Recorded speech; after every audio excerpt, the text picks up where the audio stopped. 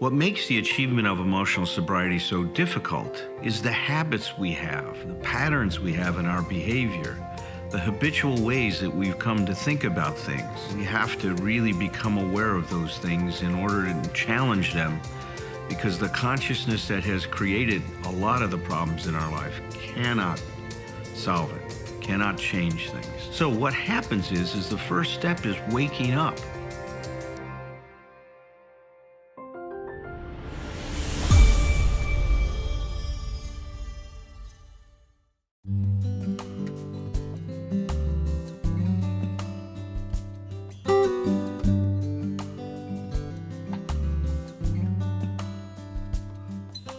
Oh my God, yes, I have this commitment now. What am I going to do with it?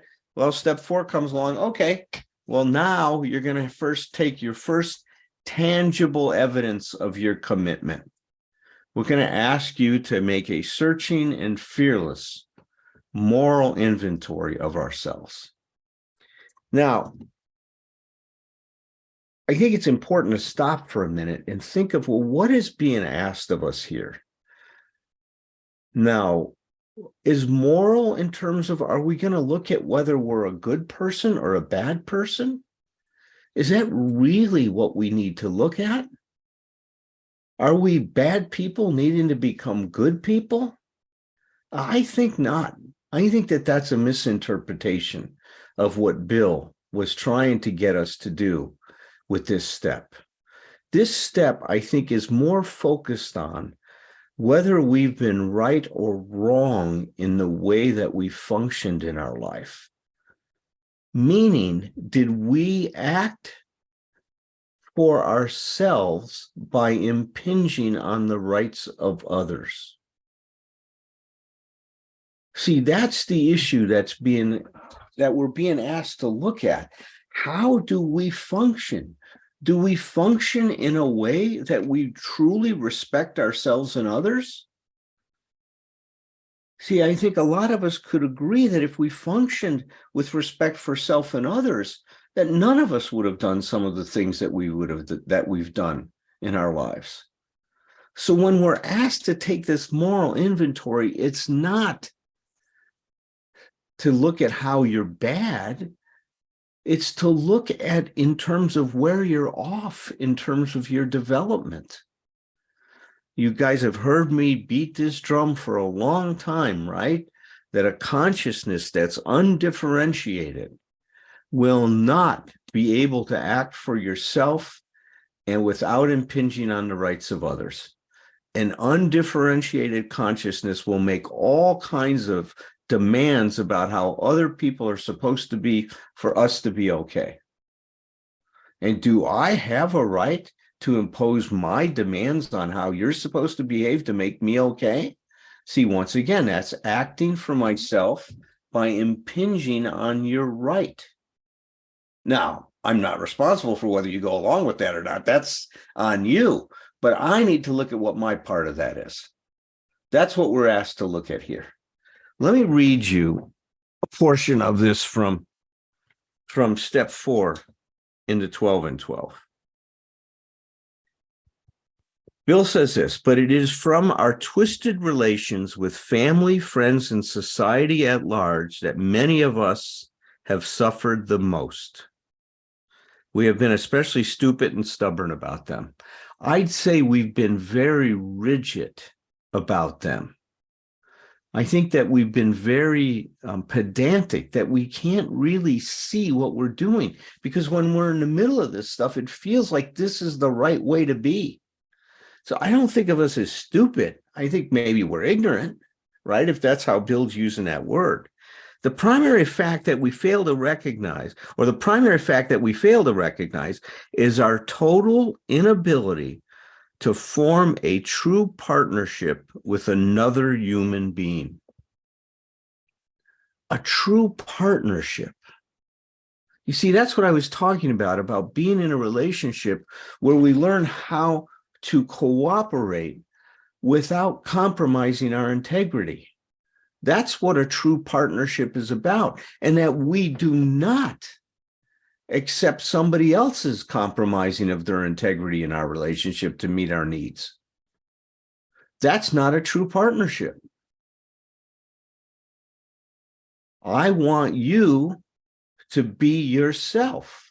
I want you to honor yourself, and I want to honor myself. That's a healthy relationship, a commitment to that mutual,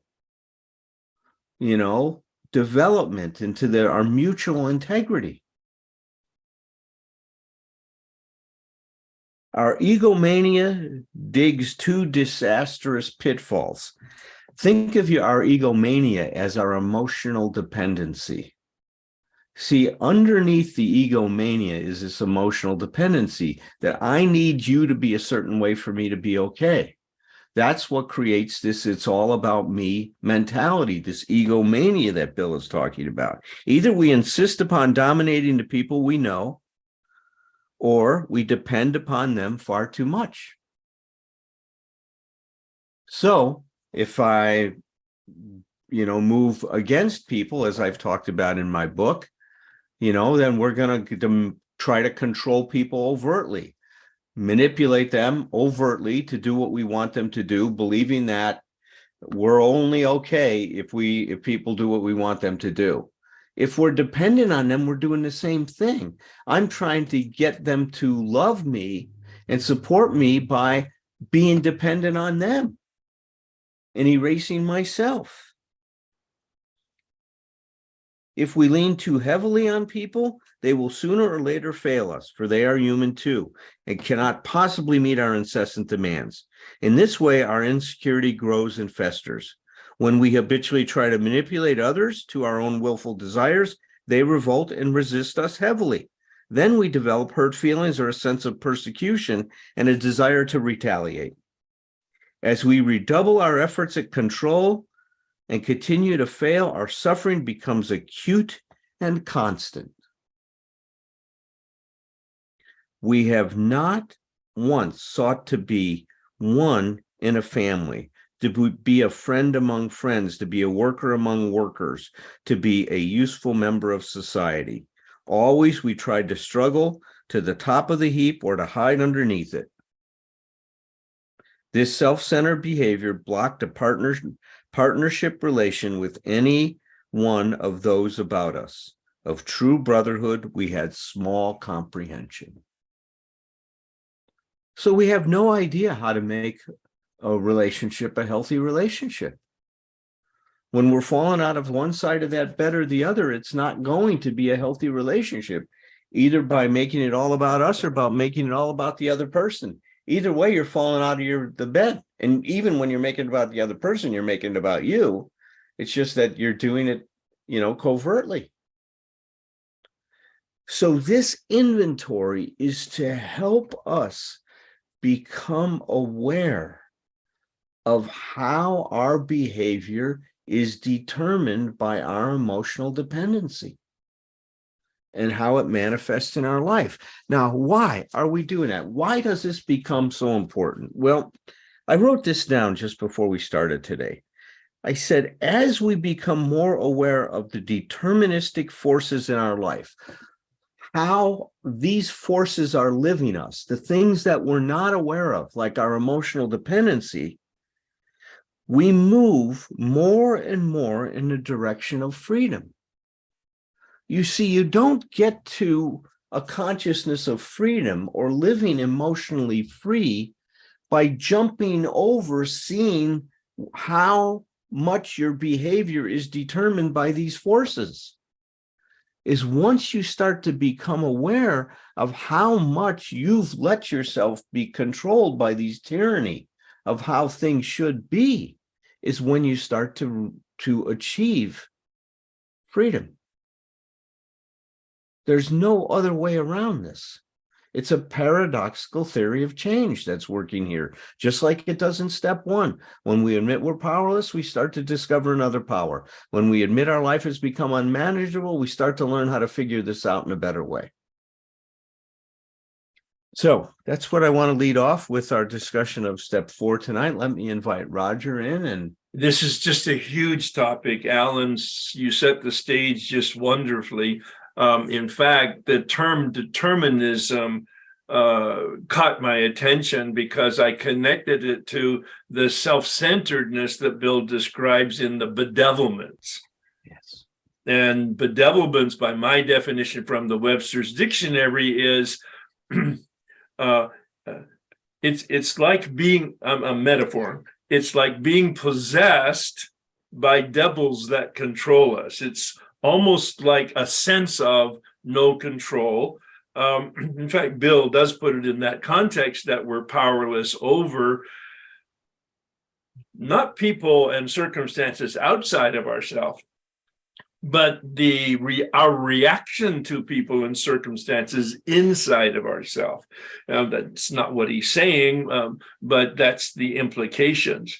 And so there's a direct connection between that unmanageability in step one that applies to us, every person, regardless of whether they're an addict or not. Just because we're human, he says we have self-will run riot. And we've talked about this before, the instincts in us. I really like going to structure to kind of get a sense of functionality. And when we have a brain that has three parts, we go to the brainstem, it has those instincts, fight, flight, and freeze. And then we go to the limbic system, and those instincts gets translated into anger and fear and shame or dishonesty that gets translated then into the things that bedevil us, which are our resentments and our anxiety and our lack of principles and the camouflage of dishonesty and manipulation. So the step 4 is really about looking at what can we see? I can't see my brain functions. I can't really see my emotions, and I can't really see lots of things, but what I can see is I can look at my behavior. So we start with the obvious. And I just noted some words as you were talking from the big book. He says, it's an objective fact-finding. Objective fact-finding, looking at the obstacles in ourselves, the causes and conditions in ourselves, looking at truth versus delusion, looking at the flaws in our very makeup that cause our failure. And from my own experience, and these are not necessarily words from the book, but what surfaced to me, and I say this glibly, I'm not a professional trained, but my exposure and experience with the step 4 was it penetrated the unconscious in a way, quite frankly, that therapy never did. I was able to get underneath, through a process that needs a different explanation, to see my beliefs. They were delusional. It was shocking and embarrassing. My motives, shocking and embarrassing, totally narcissistic in the true diagnosable sense of me getting what I wanted despite anybody else in my life. I mean, anybody else, if they got hurt, they were collateral damage. And that was their problem, not mine. What were my values? It was all built around that self-centeredness. And when I did the sex inventory, there was a process that allowed me to take a look at principles. Anytime I judged my own behavior, against what was I judging it? Oh my God, look at that. I actually had principles that I didn't know that I had. But when I was able to go through this exercise with guidance, and quite frankly, with guidance from a person who had experience with the steps, but also with a therapist that had experience with the psychological dynamics of all of this. So it wasn't just a one and done thing. There was a team here to support me. But that was probably the most significant area, so related to emotional sobriety, is that these are universal principles. Emotional sobriety is our relationship with reality, which has natural universal principles. And when we're in alignment with those principles, we're emotionally sober and our life works. And when we go against those universal principles, nature's principles, they will crush us and we will suffer. So that's just the beginning. All right, Herb, thank you. And thank you too, Alan. There's not a particular point that is calling to me tonight to jump in with. I always enjoy it so much, Herb, when you share, because you've done it a number of times now.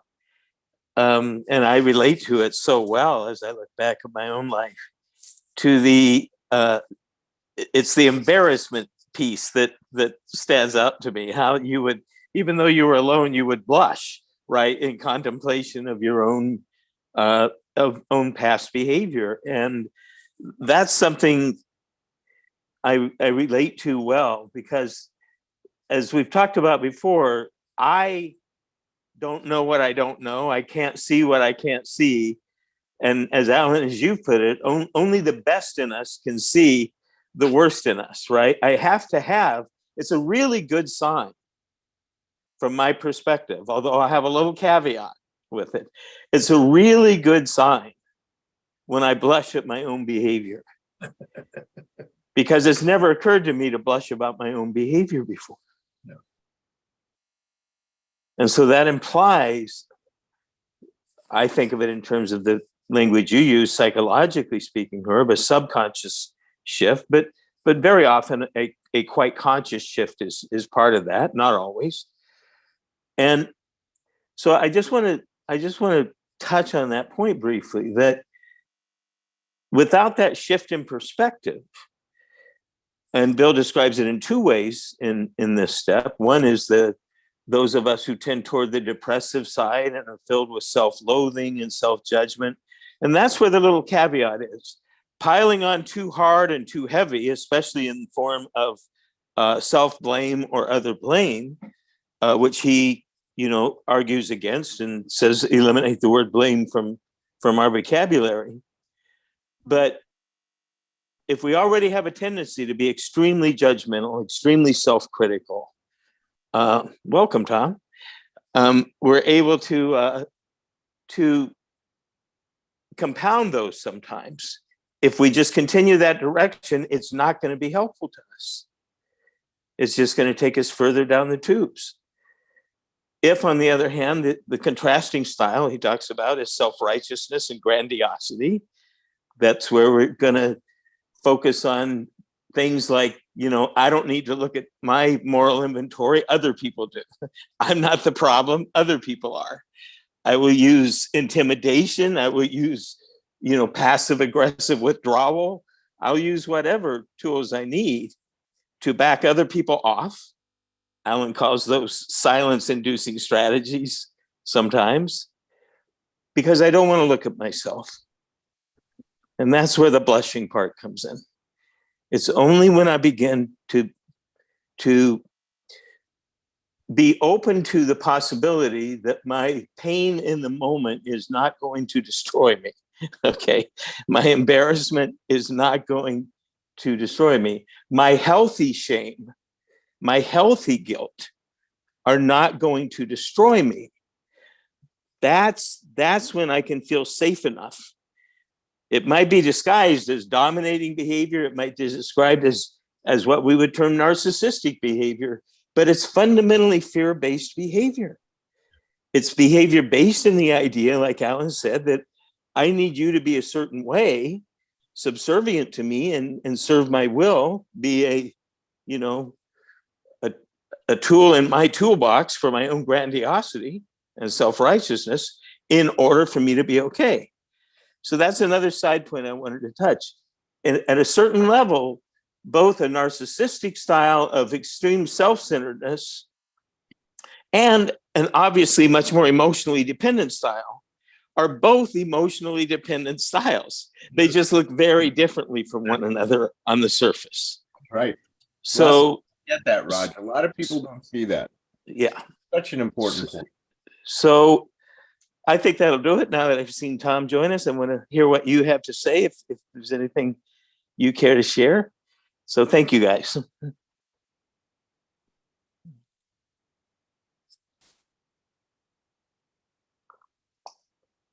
I'm late for a very For a very important important day. date. You got it. I apologize for being late. This has been a weird ass day, and I'm so happy to be here. And since I came into this conversation right toward the tail end, I have nothing to add. I agree with everything that everyone has said here, except for a couple of things that Herb said. But I will figure out what those are, and I will lead off the meeting next week with that. But I am so I cannot tell you, this consider this my share. I am just grateful to be here, and I do apologize for being so late. Man, do I hear the sincerity in that? Grateful to be here. Grateful to have you here, Thom. Thank you. Great. Yeah. Thank you. Thank you. But the only thing I would add to this discussion is just to underscore the importance of self-awareness in this work. And that's the fire that's getting stoked here with step 4, is we are starting to develop a practice of self-examination that is going to carry us a long way in terms of the achievement of emotional sobriety. In fact, without that, we can't achieve emotional sobriety. It's this important in terms of what we're doing with this step. And it's not circumstantial that it comes after step 3 in making this commitment, because the establishment of our ability to look at ourselves and start to see what's going on with us without looking at others and blaming others. Bill even says this at one point in this chapter, is that we got to get rid of the word blame, because it defocuses us from what we need to be focusing on, is what is going on with me that's causing this trouble. Not what are you doing, but what are my expectations? What are the forces that are driving my life? What are some of the experiences that are being triggered in me that are causing my reaction to this situation? And so, it's back to originally when Fritz Perls used to talk about taking responsibility, he divided the word in our ability to respond, which means my ability to respond to a situation without reacting to it, which means to be able to live in this pause, right? That's what this step is helping us develop, is that ability to use the pause for self-examination, to get myself grounded in the best in me, so that now when I go ahead to respond to a situation, I'm now responding in a way that is enriching the situation, enhancing it, adding to it. Once again, trying to develop a true partnership. I just love the emphasis that all of this shows up in relationship too, doesn't it? And you've emphasized that a lot when you come in, Roger, is that all of this stuff is about how do we connect with ourselves and with others. And so I just want to underscore that this is all about self-awareness. Yeah, and the word moral, and you made a point, Alan, at the beginning, that this is not in contrast to moral being an immoral inventory or a negative beat me up with. No. It's, if you look up the word, it comes from a Latin word mores, which means values. Yes. What are the values? Or translate, what are the principles?